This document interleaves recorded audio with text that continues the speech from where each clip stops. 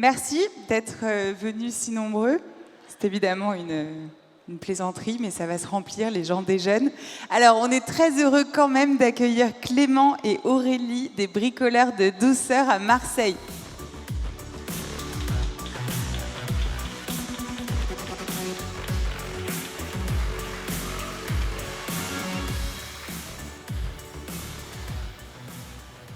Merci à vous deux d'avoir accepté notre invitation. Merci. Aujourd'hui, vous faites partie des dernières scènes sucrées de ce festival. On peut se dire qu'on a gardé le meilleur pour la fin. Alors, je commence justement par la fin de cette scène. On va beaucoup parler des produits laitiers. Vous travaillez depuis 3 ans avec, d'un côté, la fromagerie de Louis Pilot, avec un monsieur qui s'appelle Gilles Baille, qui vous fait le fromage frais pour notamment votre cheesecake, le lait cru pour vos glaces, la ricotta. Il vous donne même les œufs de ses poules. On en reparlera. Et vous travaillez aussi avec la coopérative laitière des Prés. C'est François Perret qui t'en a parlé, Clément. Et vous travaillez avec eux justement pour le beurre et la crème. C'est des produits qui sont vivants et qui évoluent tout le temps et qui ne sont pas faciles à travailler en pâtisserie. On y reviendra, mais d'abord, je crois qu'on démarre par le baba. Exactement, on va démarrer donc par un baba. Alors, c'est un baba au rhum. Et on va y mettre un petit ingrédient dedans, mais un ingrédient surprise, on va dire. Et le baba, en fait, je voulais absolument le présenter aujourd'hui, parce que d'abord, c'est mon gâteau préféré. Et ensuite, c'est vraiment un des emblèmes de la boutique. C'est quelque chose qu'on propose toute l'année. Et ça retrace bien un petit peu l'histoire de ce qu'on essaie de faire chez Bricoleurs de Douceur. C'est-à-dire, on part des classiques, et puis on les refait un peu à notre sauce.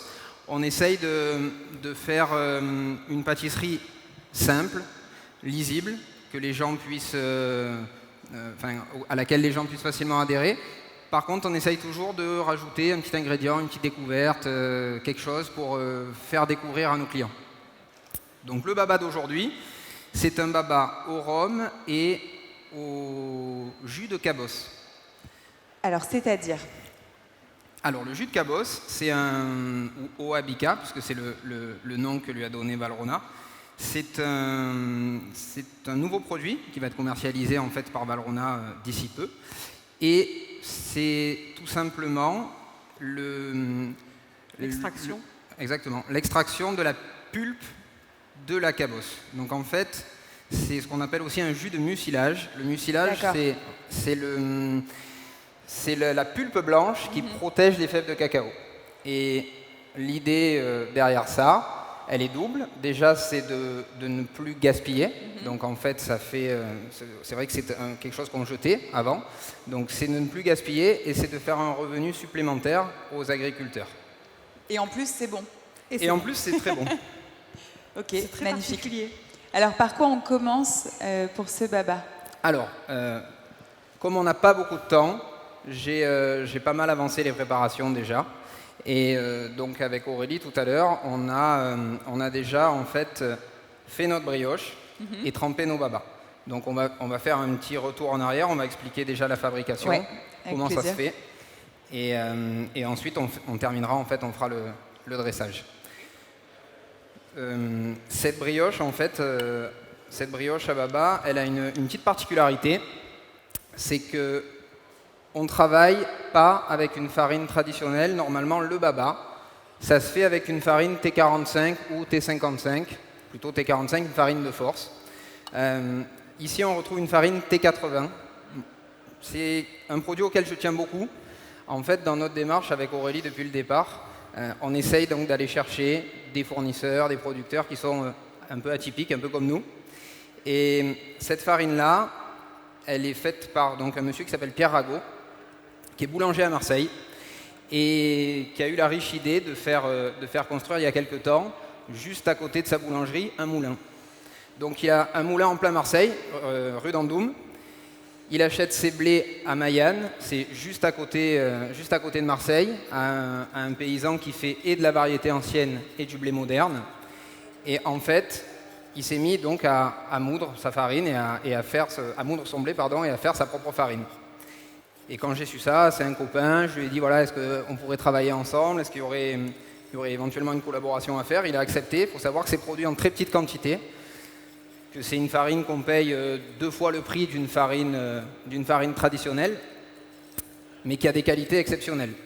Alors bon, déjà elle est locale, donc ça c'est assez magique. Et en plus de ça, c'est un monsieur qui travaille en mouture fraîche.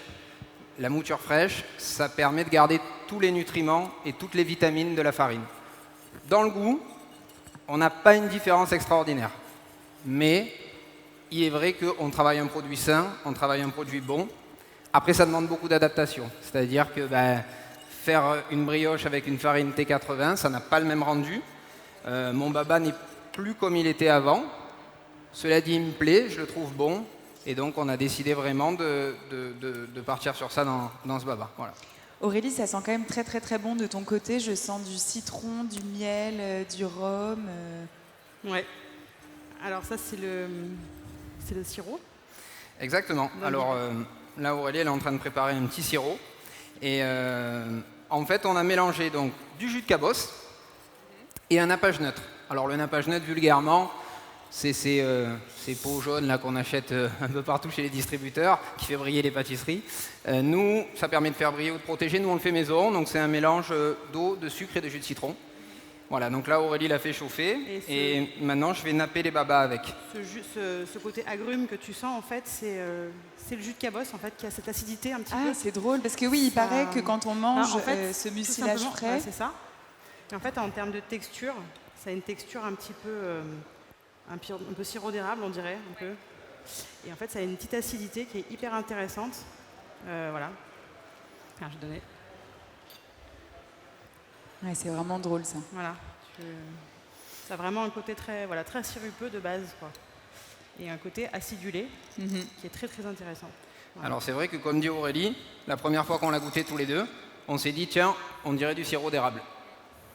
Dans la texture, en tout cas. Après, dans le goût, on a effectivement un côté citronné, un peu d'acidité. En même temps, on a du sucre. C'est vraiment un produit que j'ai trouvé... Mais du sucre qu'on a ajouté ou qui est naturellement présent? Non, alors en fait, ça c'est ce produit-là, il est 100% naturel. C'est-à-dire la fabrication, elle est simple. On récolte en fait, on récupère le mucilage, il est pressé, on extrait le jus et ensuite il est concentré. Parce qu'à la base, le jus n'est pas aussi sirupeux, aussi concentré. Mais il n'y a pas d'ajout. C'est incroyable, hein? Ah mais c'est incroyable. C'est un mélange entre un litchi et un abricot un peu. C'est très très très C'est fruité. très très très acide, c'est hyper bon. Voilà. Mais comment on ne savait pas qu'il y avait autant de sucre là-dedans? Pourquoi on s'en servait pas avant? C'est ça le truc, moi, quand j'ai goûté pour la première fois ce produit, je me suis dit, mais comment on n'y a pas pensé avant? Ah bah oui, c'est trop bon. Parce que vraiment, c'était gâché, quoi. Le produit en lui-même est exceptionnel. Après, dans le cacao, tout est bon. Ah bah c'est clair. Après, il faut savoir que ça demande beaucoup de boulot. Aujourd'hui, ce n'est extrait qu'au Ghana. En fait, Valrhona fait un partenariat avec une start-up qui s'appelle Koa et qui s'occupe d'aller sur toutes les exploitations avec un petit camion itinérant pour récupérer le jus. Donc c'est vraiment un travail de titan. Il y a combien d'étapes pour arriver à ça? Autant que pour faire du chocolat? Non, pas du tout, mais il faut récupérer donc le mucilage, en extraire le jus, le concentrer. Donc tout se fait au Ghana et après c'est envoyé. Génial. Et donc, ça fait évidemment gagner plus d'argent aux fermiers locaux. Exactement, ça leur fait un revenu supplémentaire. Voilà. Moi, je trouvais Une ça activité super intéressant. supplémentaire. Donc là, pour l'instant, tu as simplement fait chauffer ça. Exactement, j'ai simplement fait chauffer ça. Les babas ont été préalablement imbibés dans le sirop. D'accord. Voilà. Et aujourd'hui, voilà, juste là, on dépose notre petit nappage au jus de cabosse. Et ensuite? Pour apporter du goût. Après, voilà. Après, on enchaîne avec notre petite chantilly dessus. Magnifique. Hop. Alors, ce sirop de baba aussi, c'est important de le dire, c'est un sirop traditionnel, de l'eau, du sucre, du rhum, et dans lequel, en fait, on ajoute à froid le jus de cabosse. D'accord. En fait, c'est un produit qui supporte assez mal d'être chauffé, ou trop chauffé. Notamment parce qu'il épaissit énormément les préparations. Moi, je m'en suis rendu compte, par exemple, dans le nappage, ça épaissit vraiment beaucoup. Et aussi parce qu'on perd énormément de saveur. Donc, pour garder toute la saveur, c'est ce qu'on fait souvent. Là, on a utilisé le jus de cabosse, pas comme un sirop d'érable, on l'a utilisé comme si on mettait un jus de fruits, une purée de fruits dans le sirop. D'accord, c'est un deuxième imbibage, mais qui n'a pas du tout la même fonction. Complètement, ouais, c'est celle-là. Et ça, c'est un gâteau qui est déjà en boutique chez vous? Alors, pas du tout, pas du tout. Il y sera jamais? C'est un gâteau. Just for you. Ouais. Waouh, on est très touchés. Là, c'est vrai que les 2 gâteaux qu'on a fait aujourd'hui, pour l'instant, c'est 2 exclus. Le deuxième se retrouvera en boutique, celui-là peut-être aussi. Bah, si on trouve tous que c'est délicieux, vous allez le mettre chez vous, quoi. Il y a de fortes chances, ouais. Il y a de fortes chances. Déjà, nous, on le trouve délicieux, donc ah ouais, non, mais ça, c'est vrai que raison c'est pour le une mettre en découverte. vente déjà. Ouais, c'est clair. Et après, on fera découvrir aux gens. Ouais. Voilà. Donc, ils n'ont pas encore de nom, puisque pour ceux qui nous connaissent un peu, on se débrouille toujours pour trouver des petits noms un peu rigolos. Et donc, Comme quoi? Donc, avis à la population, s'il y en a qui veulent nous aider à trouver le nom de ce futur baba. Qu'est-ce que vous avez comme noms originaux sur vos gâteaux? On a le Chuck Norris, on a... qu'est-ce qu'on en appelle? On est tous. Qu'est-ce qu'on a Ah ouais, on a Non, souvent, on a une tarte à la tomate verte et à la framboise qui est faite avec les tomates vertes de notre producteur qui s'appelle Frédéric Long. Et on l'a appelé plus c'est long, plus c'est bon. Voilà, tout simplement. C'est un peu Par exemple. notre identité, mais je pense que au début, c'était tous les deux. Je ne sais même pas si c'est venu de toi, cette idée, d'ailleurs, de décomplexer un peu le nom des gâteaux. On trouvait... on voulait surtout pas se prendre au sérieux. Déjà, voilà, là, on est un peu sérieux aujourd'hui, mais on veut surtout pas être sérieux, en fait. Tu sais, quand tu vas dans les favoriser. pâtisseries, tu as toujours l'intense, Ouais. l'émotion, l'infini, voilà. Et nous, on s'est dit au début, bon, on va prendre le contre-pied, on va essayer de faire des trucs pas très sérieux. De toute façon, c'est un peu comme ça que ça s'est lancé. Bricoleur de douceur, à la base, c'est pas très sérieux. Le bricolage, parce que tous les deux, on est des reconvertis. Donc, voilà, ça a commencé comme ça, dans un petit labo. Allez, vas-y. Et voilà, l'idée, c'était vraiment de... Faut que je dresse? Faut que je dresse. Alors, qu'est-ce qu'il y a dans la crème? Alors, ça, c'est une crème montée. On a entre la crème montée et la ganache montée, il y a un tout petit peu de chocolat blanc, de la crème, 33%. Pas une 35, justement, on en parlera tout à l'heure, mais c'est une fleurette spéciale, 33%. Un petit peu de vanille. L'idée, c'était de laisser quelque chose de très neutre pour avoir vraiment... Ça vient apporter le côté un petit peu de douceur et tout, parce que mine de rien, avec le rhum et le jus de cabosse, c'est un baba c'est corsé, quoi. Donc on n'a pas de sucre dans la crème? Alors non, ça c'est une de nos particularités. On essaie de rajouter assez peu de sucre dans les prépas, notamment quand il y a du chocolat dans une préparation. On se dit toujours que il sucre lui-même la crème. Donc là, il y a un peu de chocolat blanc. Ok, et c'est tout. Mais c'est tout. Voilà, on rajoute pas de glucose, pas de sucre inverti. Ça, c'est des produits qu'on travaille. Enfin, le sucre inverti, pas du tout. Mais même le sucre, on essaie d'en rajouter le moins possible. Il y en a déjà beaucoup parce que le sirop et le nappage, ça fait déjà un bel apport de sucre. Donc on essaie de limiter le reste. Ok, Là, c'est juste du gras. c'est juste du gras.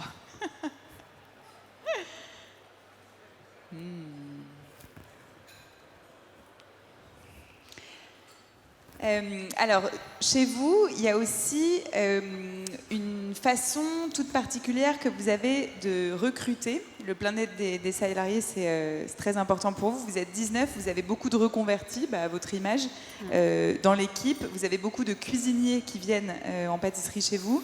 Et toi, Aurélie, à la vente particulièrement, tu embauches des gens qui sont volontairement novices dans le métier de pâtissier pour justement avoir des profils différents et pour sortir des codes de l'approche traditionnelle de la pâtisserie. Voilà. Et que les gens racontent avec leurs mots, c'est ça, vos gâteaux? C'est ça. On a des j'aime pas. En plus, on les appelle les conseillers, parce que je leur demande pas de vendre. En fait, si les gens viennent chez nous, c'est déjà qu'à la base il y a une démarche, voilà. Et je demande aux gens avec qui on travaille de conseiller au mieux et d'être incollables sur les gâteaux. Donc nos conseillers font des stages au labo pour savoir exactement de quoi ils parlent. Là, cette année, on a lancé aussi, les pâtissiers sont venus en boutique aussi pour voir un peu ce qui se passait en vente, ce qui se passait après.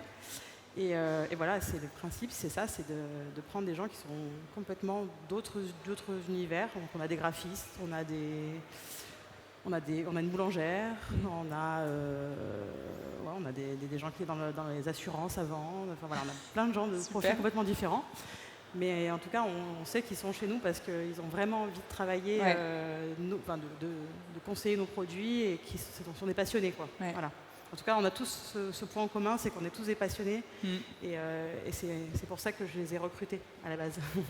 Et après, l'expérience vient toute seule et la vente, après, voilà, quand on est passionné, on peut vendre n'importe quoi. Voilà. Bah, vous avez raison, bravo. Alors Clément, est-ce qu'on a terminé le baba? Non, on n'a pas terminé le baba. Donc là, j'ai poché ma crème dessus. Et maintenant, on va rajouter un petit élément. Donc avec ce même jus de cabosse, je le mettrai après. Avec ce même jus de cabosse, on a fait un petit voile. Pareil, l'idée c'est de renforcer en fait le goût, d'avoir une texture supplémentaire aussi qui est assez agréable. Et en fait, tout simplement, j'ai la même préparation que ce que j'ai dans le nappage qui a servi à napper le baba, sauf que je l'ai un petit peu réduit, fait cuire un petit peu plus longtemps. Et après, on arrive à avoir une texture très agréable en bouche. Donc, ce n'est pas un voile gélatineux. D'ailleurs, il n'y a pas de gélatine dedans. Alors, comment ça tient? C'est collé avec... Alors, en fait, il y a un tout petit peu de pectine, qui est un gélifiant qui est issu de la pomme et qui permet, je trouve, d'avoir une texture plus souple en bouche. Il y a quelque chose qui n'est pas trop cassant. C'est assez intéressant. Donc, je vais venir les redétailler et puis on va coiffer les petits babas avec. Alors ce que disait Aurélie aussi tout à l'heure, je rebondis parce qu'en même temps que je détaille mes voiles, sur le recrutement et sur les gens qu'on a en boutique. Nous, c'est vrai que moi au labo, j'ai pas d'exigence particulière d'avoir des reconvertis, des gens du métier, on a un bon mix là-dedans. Et par contre, on s'est quand même aperçu que quand on a des gens qui viennent d'univers différents, qui ont vu autre chose, qui ont fait autre chose avant, ça nous apportait vraiment une très grosse plus-value. Les gens ont des idées différentes, des approches différentes, et ça enrichit vachement l'équipe, ça enrichit vachement même notre façon de faire, nos techniques. Moi, je suis très à l'écoute des gens qui ont fait autre chose et qui nous permettent de gagner du temps, que ce soit dans le labo, en boutique, à la vente. Je trouve ça hyper intéressant d'avoir des gens qui ont d'autres parcours et donc du coup qui peuvent apporter une autre vision. Nous, des fois, on est un peu dans notre idée tous les deux. Voilà, c'est normal, on a la tête dans le guidon, on est à fond et tout, et aussi parfois, on pourrait rentrer dans le stéréotype un peu, la boîte, une pâtisserie, ça doit tourner comme ça, on doit s'organiser comme ça. Et c'est vrai que les gens qui arrivent avec une autre vision, je trouve ça super intéressant. Déjà, nous, ne venant pas du tout l'univers de la pâtisserie à la base, déjà, on n'a pas les codes. Voilà, donc on fait un peu, depuis 6 ans qu'on a ouvert nos pâtisseries maintenant, on fait ça un petit peu comme on le sent. Bah oui, c'est ce qui fait votre succès. Donc voilà, ce qui fait en tout cas notre particularité, quoi. Oui. Voilà. C'est vraiment qu'on a voulu des collaborateurs à notre image. Voilà. Ce qui fait qu'on a, on a notre graphiste interne déjà, on a notre chef marketing qui est conseillère aussi. Voilà, donc on utilise les talents de tout le monde et ça nous permet de tout faire en interne quasiment. Ça donne envie de venir travailler chez vous. Hein. Ah, oui. Peut-être laisser un CV, moi. Ah non, mais on est super bien, hein. On n'a pas on est super bien. Profil encore. Alors là, j'ai déposé donc mon petit voile. Aurélie se moque, elle me dit on dirait une méduse à chaque fois que je fais oui, c'est bon, on dirait un peu une méduse. Très marseillais. Voilà, et puis ensuite ici, donc j'ai des petits raisins au rhum. Alors ça, c'est mon péché mignon. Moi, je suis très... Vieux, oui. Classique, un peu à l'ancienne. Moi, si je m'écoute, je mange que des opéras, des cakes aux fruits confits imbibés de rhum, des trucs... Glace plombière. La glace plombière, la glace rhum raisin. Voilà, rhum raisin, c'est mon péché mignon, je pourrais en manger des litres et des litres. Donc dès que j'ai l'occasion de faire un baba, je rajoute cet élément-là. Je trouve que ça apporte vachement, moi j'adore ça. Oui, donc on fait macérer ces raisins des mois et des mois dans un rhum un petit peu épicé. Et je trouve que ça apporte toujours un petit plus en fait au dessert. Une petite mâche, une texture, j'aime bien ça. Super. Voilà.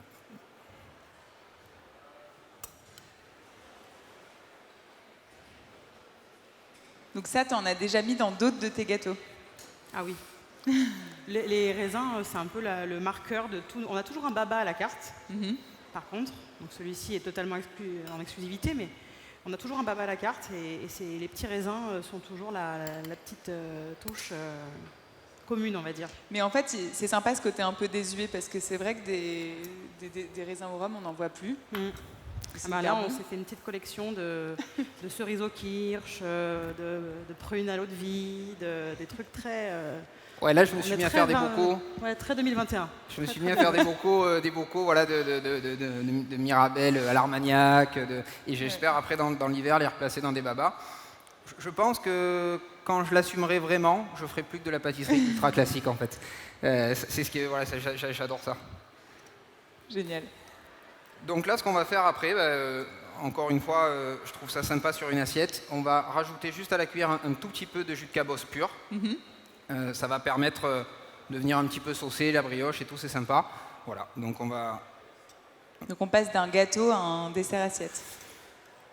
Presque. En fait, venant là, je me suis dit c'est sympa de le dresser dans une assiette. Bah oui. Après, c'est une version qu'on retrouverait en boutique, mis dans une petite coupelle, les raisins tankés dans la crème, un petit peu de sirop à la fin, et voilà, on est à mi-chemin en fait entre l'un et l'autre. Super. C'est la frustration du pâtissier boutique Ouais, c'est ça. Ouais. qui aimerait bien des fois pouvoir faire un gros platch de trucs. Ah mais bah c'est pas ça, possible. c'est vrai que je pense que toute une profession est jalouse de Sébastien Vauxion et de son menu mais- 100% sucré. On aurait parce bien que aimé c'est avoir un l'idée. rêve. Ah oui, c'est ça. Il est, ouais. Bah, il a peut-être lancé une nouvelle mode et vous pourrez le faire aussi. Après, oui, bien sûr. Il y en aura certainement d'autres. Mais Ouais. en tout cas, c'était une belle idée. Ouais. Et ben c'est sublime. Bravo. Voilà. Merci.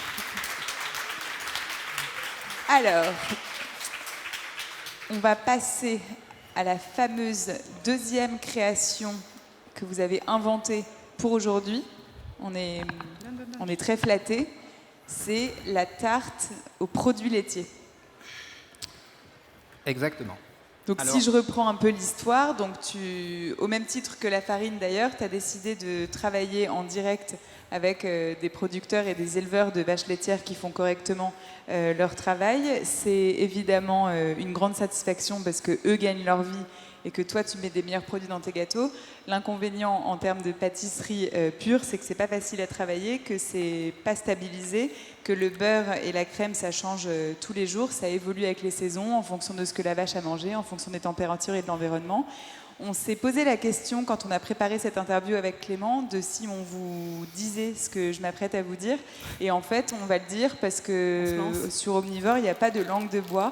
On dit tout. Donc avec l'accord de notre directeur Romain Rimbaud, on a dit, on peut le dire, tu as eu la frustration de devoir jeter beaucoup de préparation parce que ça tenait pas, parce que ça prenait pas, parce que voilà, la crème elle montait pas alors que la veille ça avait fonctionné. C'est pas du tout une incitation au gâchis, c'est juste pour vous dire que parfois faire mieux, faire bon, soutenir, défendre des causes et avoir un propos fiable, et ça a aussi des côtés périlleux. Tu m'as dit que tu devenais fou parce que tu n'arrivais pas à aller travailler et aujourd'hui tu as réussi et tu sors un gâteau qui tient. Exactement. En fait, ça c'est un truc, la bonne bouffe, les bons produits, Aurélie et moi, c'est un truc auquel on est très sensible. Et dans la pâtisserie qu'on fait actuellement, il y a un truc qui me tenait à cœur. Tous les produits, on essaye de sourcer un peu tout, mais les produits laitiers, ça a vraiment été dès le départ, je crois, un truc qui nous a intéressés. Et on considère aujourd'hui qu'on a des bons produits laitiers, mais ça fait 5 ans et demi qu'on est ouvert. C'est-à-dire que pendant 5 ans, ça a été une grande frustration de ne pas pouvoir travailler ce que je souhaitais vraiment mettre en avant. Pour plusieurs raisons. D'abord, aujourd'hui, travailler en direct avec des producteurs, c'est compliqué. C'est facile d'aller chez un distributeur et d'acheter sa crème, son beurre, c'est beaucoup plus simple. Il faut trouver un producteur qui puisse nous fournir dans les volumes qu'on fait. Aujourd'hui, on a 2 boutiques, donc c'est pas facile. Donc au début, on a travaillé comme on pouvait, on va dire. Et puis, un des gâteaux phares de la boutique, c'est le cheesecake. On l'a eu à la carte, sur chaque carte, en fait, on avait un cheesecake.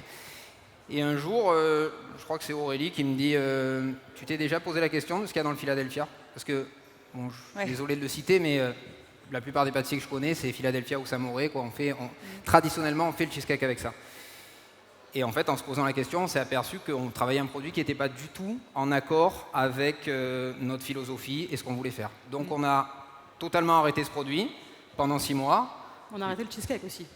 Et on a arrêté le Donc cheesecake on a aussi. arrêté un de nos gâteaux phares. En fait, on disait, mais en fait, on ne peut plus le produire parce qu'en fait, on n'y correspond pas à notre, Ouais, notre on éthique, n'est quoi. pas fiers de ça, quoi. Donc voilà, on a préféré réitérer complètement, arrêter. Ça a duré 1 an à peu près. Ça a duré 1 an à peu près. Plus de cheesecake en boutique. Bon, les clients gueulaient, hein, ils n'étaient pas contents. Bah oui, bien sûr. Et nous, on avait dû on expliquer, mais c'est quand même quelque chose de très... Voilà, les gens disaient OK, mais trouver une solution, quoi. Ouais. Faites revenir le cheesecake. Et puis j'ai rencontré un monsieur qui s'appelle Gilles Baye, qui est donc propriétaire de la fromagerie de l'Opillon, qui n'est pas fromager, il est agriculteur. Donc il a ses terres, ses bêtes, il fait pousser la nourriture de ses bêtes. C'est un des derniers en Provence à avoir des vaches. Petite production, pas de crème, très peu de beurre, mais par contre un fromage exceptionnel, des œufs, du lait cru, et on a commencé à travailler avec ces produits. Alors, dès qu'on a trouvé ce fromage frais, j'ai fait des essais, on a mis le cheesecake à la carte, on l'a rebaptisé le cheese the cake, parce qu'à Marseille, on a toujours tendance à pas très bien parler anglais, et donc voilà, c'était un peu aussi le clin d'œil, le jeu de mots. Les premiers retours clients ont été mauvais, je trouvais que ça sentait la vache, que le fromage était trop fort, et puis petit à petit, on a adapté. On a adapté, et... Surtout, ils sont habitués. Ils sont habitués, Oui, ouais, c'est ça. surtout ça, vous les avez éduqués en fait. Mais Et là en encore, fait, c'est notre leitmotiv en fait. On veut surtout que les gens se mettent à aimer ce qu'on aime, quoi. Ouais. Voilà, on changera pas ça. Donc voilà, effectivement, ça sent la vache, mais ils se sont habitués et aujourd'hui, ils ne peuvent plus s'en passer. c'est là que le travail d'Aurélie, au début, puis des vendeuses ensuite, a été hyper important. C'est qu'il a fallu transmettre le message, pourquoi on travaille ce produit. Alors, nous, on le préférait en plus, quoi. Moi, j'étais face à un fromage que je trouvais exceptionnel, mais il a fallu le faire accepter aux gens. Aujourd'hui, c'est un incontournable de la boutique. On le décline à chaque saison, on change les formes, là, mais les gens adorent, voilà, vraiment. Petit à petit, on a travaillé son lait cru aussi, dans les glaces, on a travaillé les œufs. Et puis, restait quand même toujours un vrai souci, un vrai dilemme, c'est qu'on fait du super lait, du super fromage. Par contre, on travaille de la crème et du beurre industriel.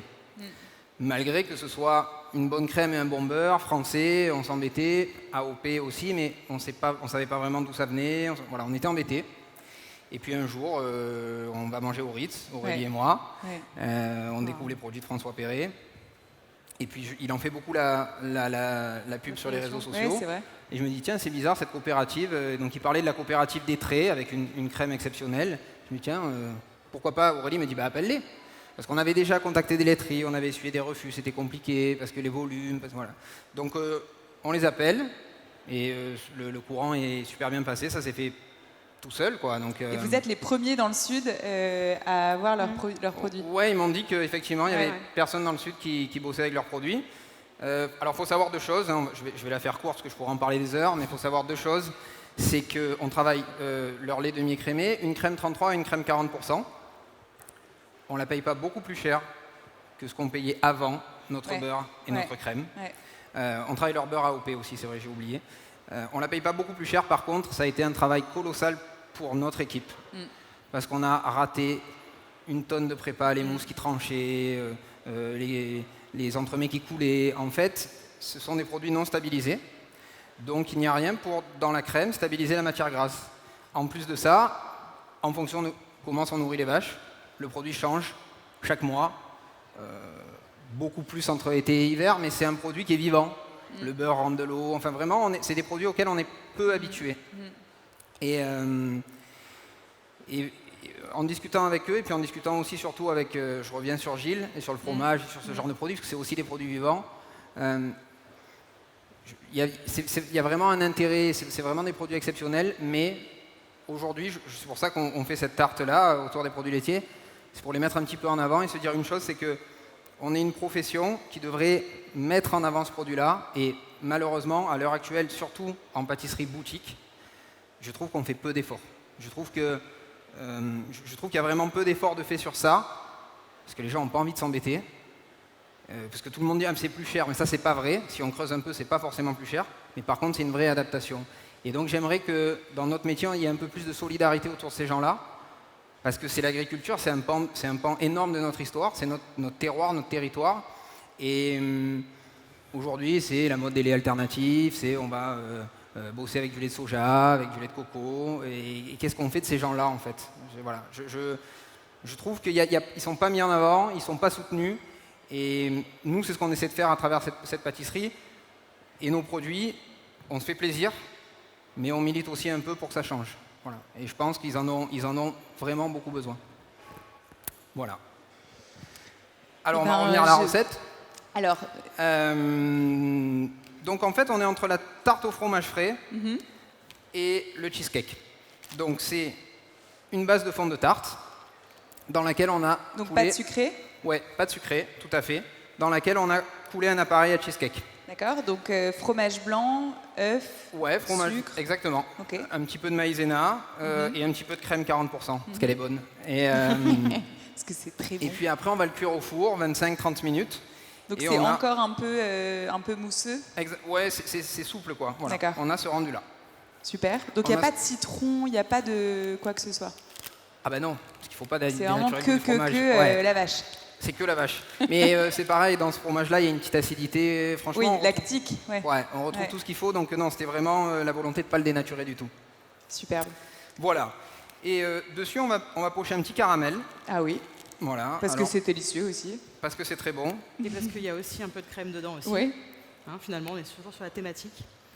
Et alors là, on a fait un caramel un petit peu particulier, puisque en fait, c'est donc un départ avec du sucre. On le cuit jusqu'à la couleur désirée, donc vraiment une couleur assez ambrée.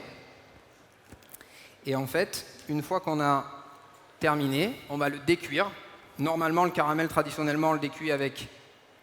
on arrête la cuisson avec du beurre et puis on rajoute un peu de crème. Là, on a mis du beurre et de la crème 40%. Donc en fait, Ok. c'est une crème épaisse. Ok. Et derrière, ça donne une texture vraiment sympa.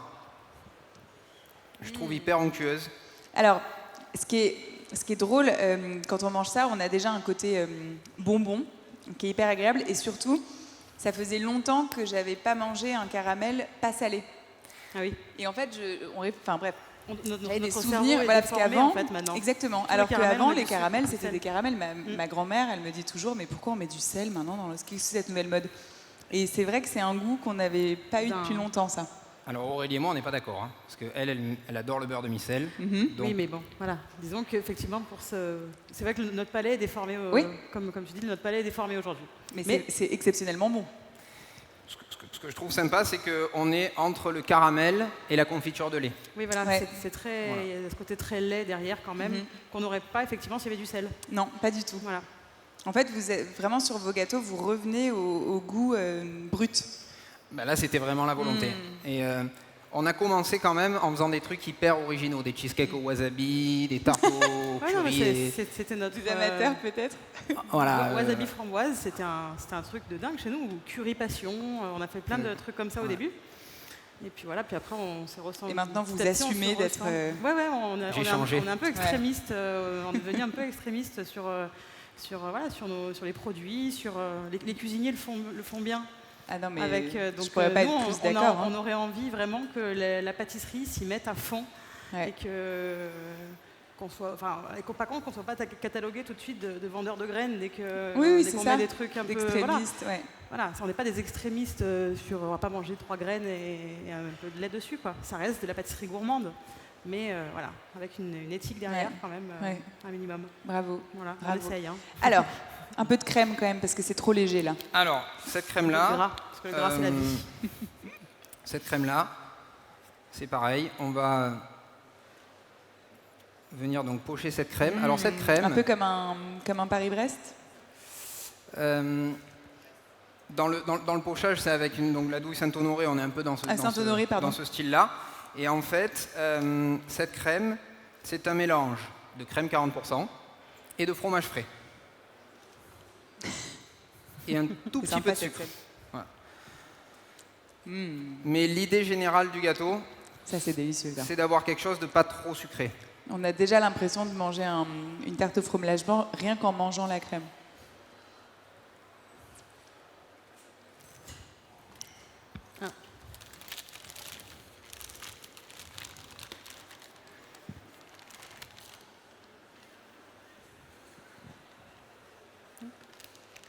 Voilà, l'idée générale du gâteau, en fait, c'est que, à part dans le caramel, il y a assez peu de sucre. Hein, et c'est le caramel qui va venir sucrer, un petit peu condimenter.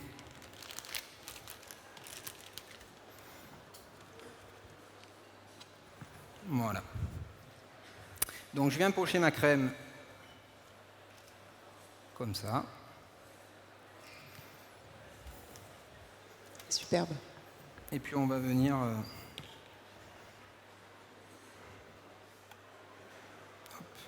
récupérer la tarte.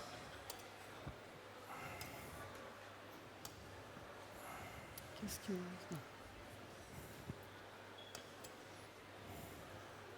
Voilà, là je viens lisser légèrement les bords.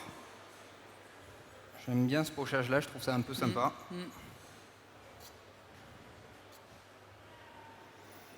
Voilà. Hop. Et alors, c'est pareil, c'est un peu l'idée de nos pâtisseries aujourd'hui. C'est vraiment quelque chose que j'ai essayé de faire petit à petit. Bon, le sucre un peu durci, on ne va pas le mettre. Voilà. En fait, l'idée de nos pâtisseries aujourd'hui, c'est d'enlever le maximum d'artifices. Donc en fait, au début, on mettait des colorants, du décor à outrance, des choses qui finalement n'avaient pas un intérêt, un grand intérêt, je trouve. Et aujourd'hui, on essaie d'épurer, de faire des choses élégantes, parce que là, je trouve qu'on arrive, sans mettre 1 milliard d'éléments dessus, à faire quelque chose d'élégant, de bon, qui donne envie à l'œil, mais sans rajouter 1 milliard de choses. Donc voilà, c'est aussi l'idée de ce qu'on fait aujourd'hui. On a banni le décor en chocolat, il y a un gâteau qui a un rond en chocolat, sinon on a tout arrêté. Vraiment, on essaie de se concentrer sur le goût. Après, on n'oublie pas que la pâtisserie doit être élégante, doit être jolie, doit donner envie.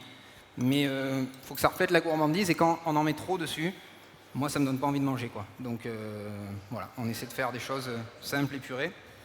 On a une petite poudre de caramel quand même qu'on va rajouter.